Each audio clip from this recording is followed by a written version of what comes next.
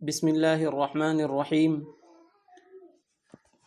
نحمده ونصلي على رسوله الكريم اما بعد قال الله تبارك وتعالى في كلامه المجيد والفرقان الحميد إنا أنزلناه في ليلة القدر وما أدراك ما ليلة القدر ليلة القدر خير من 1000 شهر تنزل الملائكة والروح فيها بإذن ربهم من كل أمر سلام هي حتى مطلع الفجر صدق اللہ العلی العظیم۔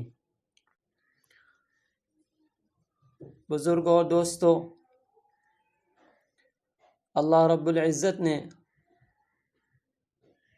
اپنے کرم، فضل اور مہربانی سے ہم سب کو رمضان کا یہ مبارک مہینہ عطا فرمایا۔ حقیقت یہ ہے کہ اس ماہ کی جیسی قدردانی ہونی چاہیے تھی، اس مہینے کے دن اور راتوں کو جس طرح عبادتوں میں گزارنا چاہیے تھا، ہم سب سے اس سلسلے میں بڑی کوتاہی اور غفلت ہوئی ہے۔ ہم میں سے ہر شخص اپنے حالات سے واقف ہے، ہمارے روزے کیسے رہے، ہماری تراویح کا کیا حال تھا، تلاوت ہم کتنی کر پاتے تھے، ذکر و اذکار اور دعاؤں میں ہمارا کتنا وقت لگتا تھا، ہم سب اس سے واقف ہیں۔ ہمارے اکابر اور بزرگوں کے حالات میں جو ملتا ہے کہ وہ اس مہینے کی کیسی قدر کرتے تھے۔ وہ اپنے آپ کو عبادتوں میں اتنا تھکاتے تھے کہ دیکھنے والوں کو ترس آتا تھا۔ رمضان مبارک سے پہلے ہی وہ اپنی ساری دنیاوی ضرورتوں سے فارغ ہو کر، اپنے سارے کام کاج سے فارغ ہو کر اپنے آپ کو یکسو کر لیتے تھے، دنیا سے بالکل الگ ہو جاتے تھے، اور پورا مہینہ یاد الہی میں، ذکر و اذکار میں، دعاؤں میں، تلاوت کلام پاک میں گزارتے تھے۔ لیکن ایک بات یہ بھی ہے کہ ہمیں اللہ رب العزت کی رحمت سے مایوس نہیں ہونا ہے۔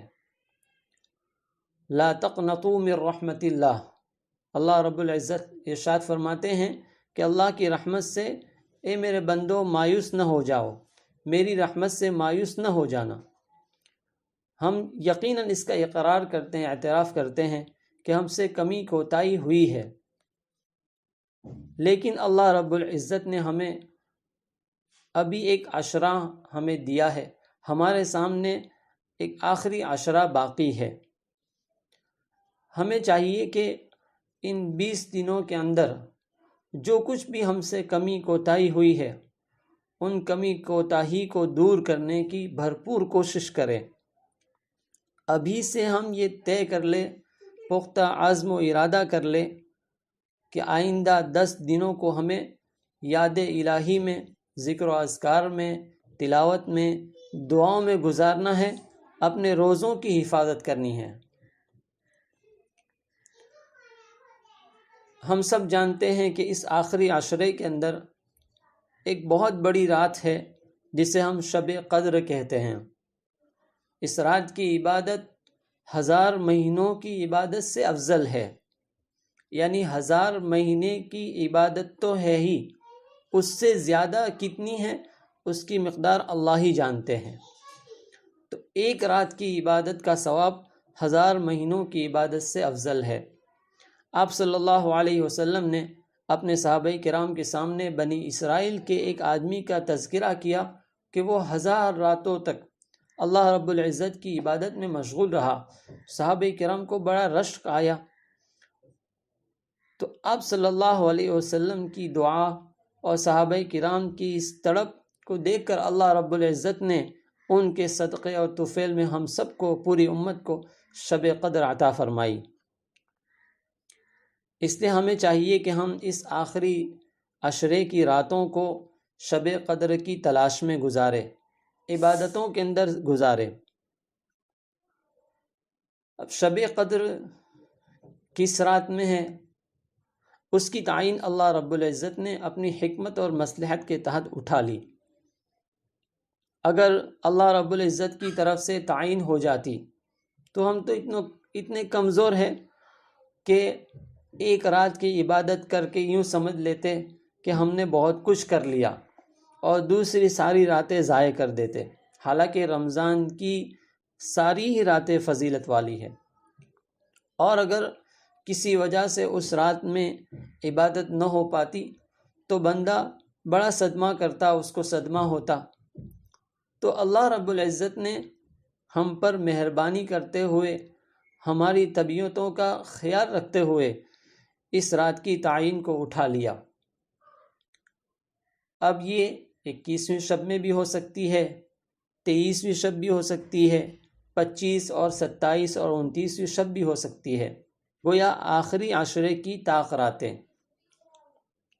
اس لیے اب ہمیں چاہیے کہ ان آخری عشرے کی راتوں کو اللہ کی عبادت میں گزاریں۔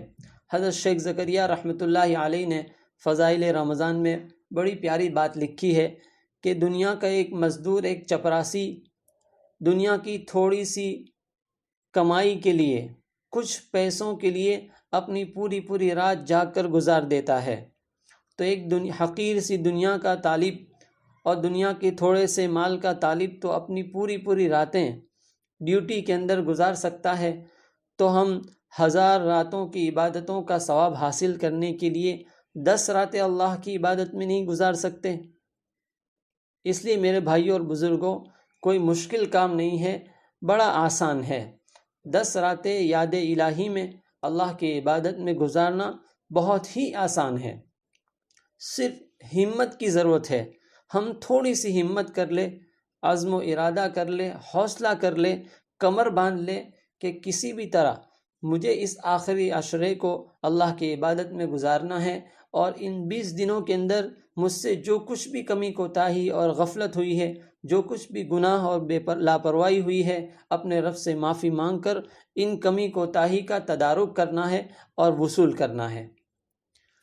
اب آپ حضرات کے سامنے شب قدر کی تلاش کا اور شب قدر کی عبادت کا ایک آسان سا طریقہ بتلا رہا ہوں۔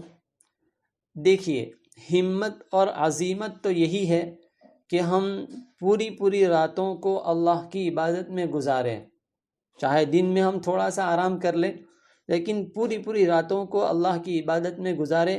افضل تو یہی ہے، اور عزیمت کی بات تو یہی ہے، ہمت تو اسی کو کہتے ہیں۔ لیکن اگر کوئی کمزور طبیعت کا آدمی ہے اور وہ پوری رات نہیں جا سکتا، تو اس کے لیے آسان طریقہ یہ ہے کہ تراویح سے فراغت کے بعد شب قدر کی عبادت کی نیت سے، خیال رکھے، تراویح کے بعد شب قدر کی عبادت کی نیت سے کم از کم 4 رکعت تہجد کی نیت سے پڑھے، کم از کم 4 رکعت تہجد کی نیت سے شب قدر کی عبادت کی نیت سے پڑھے۔ اس کے بعد کم سے کم 3 تسبیح مکمل کر لے، استغفار کی ایک تسبیح، درود پاک کی ایک تسبیح، اور تیسرا کلمہ، اور ہو سکے تو کلمہ طیبہ کی ایک تسبیح پڑھ لے۔ اور اس سے بہتر یہ بھی ہے کہ شب قدر کی جو دعا آپ صلی اللہ علیہ وسلم نے ام المؤمنین عائشہ رضی اللہ تعالیٰ عنہ کو بتلائی تھی، اللہم انک عفو تحب العفو فاعف عنی، اللہم انک عفو تحب العفو فاعف عنی، اس کی ایک تسبیح پڑھ لے۔ اس سے فراغت کے بعد کم از کم ایک پارے کی تلاوت کر لے، اور اس کے بعد 15 منٹ خوب رو کر اپنے رب کے سامنے دعاؤں میں وقت گزارے، اپنے رب سے خوب رو کر مانگے، کم از کم 15 منٹ۔ ان ساری چیزوں کو ملائیں گے تو کم از کم 1 گھنٹے کا وقت جائے گا۔